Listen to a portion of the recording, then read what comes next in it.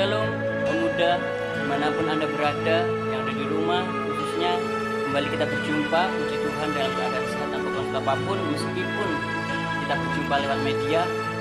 Saat ini, kesempatan ini saya akan menyampaikan satu firman Tuhan, sharing firman Tuhan, untuk kita bisa benar-benar kuat dalam keadaan yang terjadi di akhir ini. Kita tahu bahwa akhir-akhir ini terjadi begitu banyak goncangan di dunia. Bukan suatu hal yang baik yang kita terima, bukan suatu hal baik yang kita dengar, tapi kita tahu hal-hal yang tidak mengenakan secara hidup kita. Di sini saya akan membagikan bagaimana kita menjadi pribadi pemuda-pemuda yang kuat, yang stay strong dalam Tuhan. Kita langsung saja buka dalam ayatnya, yaitu dalam Roma 12 ayat 12. Kita akan baca bersama di situ. Berbunyi, bersukacitalah dalam pengharapan, sabarlah dalam kesesakan, dan bertekunlah dalam doa. Amin. Kita akan bahas satu persatu dari ayat tersebut. Mungkin ayatnya singkat, ayatnya tidak asing lagi, sering kita dengar ataupun sering kita baca secara pribadi. Yang pertama kita akan bahas tentang pengharapan. Berbicara tentang pengharapan berarti kita percaya pada semua rencana Tuhan yang terbaik itu yang terjadi, dan kita mempercayakan hidup kita sepenuhnya pada rencana Tuhan yang sempurna. Kenapa kita dikatakan harus bersukacita dalam pengharapan? Ada beberapa alasan di sini, yaitu ketika kita berharap pada Tuhan, yang pertama kita gak akan dikecewakan. Amin. Yang kedua, ketika kita berharap pada Tuhan, kita percaya pengharapan kita tidak akan hilang, dan firman Tuhan mencatat itu. Ada satu statement yang berkata demikian, if you lose everything but still have Jesus, you still have everything you need. Artinya ketika kamu kehilangan segala sesuatu tapi engkau tetap memiliki Yesus, engkau tetap memiliki segala sesuatu yang engkau butuhkan. Nah, itu kekuatan buat kita, agar supaya kita tetap bersukacita dalam pengharapan, sehingga kita tetap dikuatkan. Mungkin di luar sana banyak saudara-saudara kita yang dipanggil Tuhan karena wabah virus corona ini. Mungkin juga ada sanak-saudara kita yang anggota tim medis atau tim dokter yang juga dipanggil Tuhan karena wabah ini. Mungkin secara manusia kita sedih, merasa kehilangan. Tetap percaya masih ada harapan di dalam Tuhan. Tetap kuat dalam Tuhan, karena apa? Tuhan punya satu rencana-rencana yang luar biasa dalam kehidupan kita. Haleluya. Lanjut yang kedua, berbicara tentang apa di situ? Bersabar. Bersabarlah dalam kesesakan. Kenapa kita harus bersabar sebagai anak Tuhan? Karena bersabar sendiri mempunyai arti kita harus kuat dan teguh hati. Agar supaya apa? Kita tidak kecut dan tawar hati. Tuhan inginkan kita kuat dan teguh hati. Ketika engkau kecut dan tawar hati dalam kesesakan, dikatakan firman Tuhan, maka kecillah kekuatanmu.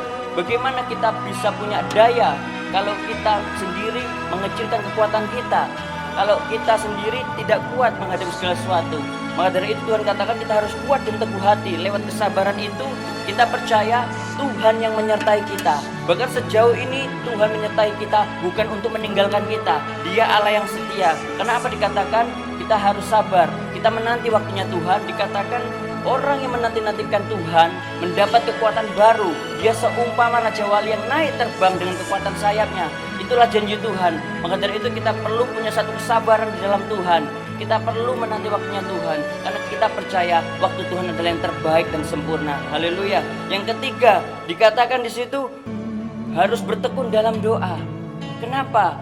Kita tahu doa adalah nafas hidup orang percaya, yaitu sebagai bukti bahwa kita memerlukan Tuhan, kita membutuhkan Tuhan sebagai tanda kerohanian yang hidup.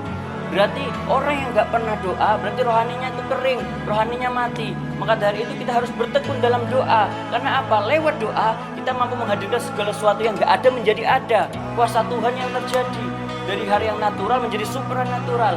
Itu yang kita inginkan bersama. Kita pastinya ingin badai cepat berlalu, wabah cepat hilang dari kota kita, dari negeri kita, terlebih dari bangsa kita, dari gereja-gereja Tuhan, agar semuanya boleh terima keselamatan dari Tuhan. Maka dari itu kita perlu satukan hati dimanapun kita berada, di setiap waktu segala keadaan. Satukan hati untuk berdoa. Karena apa? Ketika kita berdoa, di situ kita menghadirkan hadirat Tuhan. Karena kita berkoneksi dengan Roh Kudus, roh kita dengan Roh Kudus. Sehingga apa? Apa yang menjadi mustahil buat kita, itu menjadi satu hal yang tidak mustahil buat Tuhan. Haleluya. Lewat doa, itu bukti bahwa kita sangat memerlukan Tuhan. Karena apa? Kita adalah orang yang terbatas. tapi Tuhan pribadi yang tidak terbatas. Karena apa? Doa yang lahir dari iman itu sangat besar kuasanya. Firman Tuhan katakan, ketika engkau punya iman yang besar, engkau percaya mampu memindahkan gunung. Tapi iman yang benar tetap percaya sekalipun gunung belum berpindah. Dan kita percaya sekalipun imanmu belum bisa memindahkan gunung, berarti Tuhan punya satu rencana. Mungkin Tuhan ingin engkau mendaki gunung itu dan melewati lembahnya. Kenapa?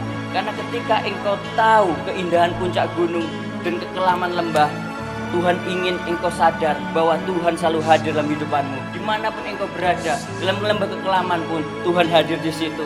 Maka dari itu kita harus tetap bertekun di dalam doa. Kita harus percaya dalam pengharapan, bersuka cita selalu, dan kita bersabar dalam kesesakan. Maka di situ adalah kuasa Tuhan yang terjadi, yang ajaib, yang kita bisa terima. Haleluya.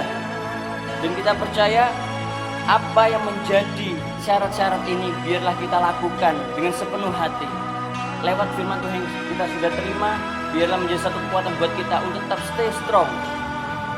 Dan lewat tempat ini saya berdoa untuk setiap saudara di rumah, biarlah Tuhan senantiasa menyertai dengan penuh sukacita, damai sejahtera dalam perlindungan, penyertaan dan pemeliharaan Tuhan yang sempurna. Amin. Tuhan Yesus memberkati. Shalom.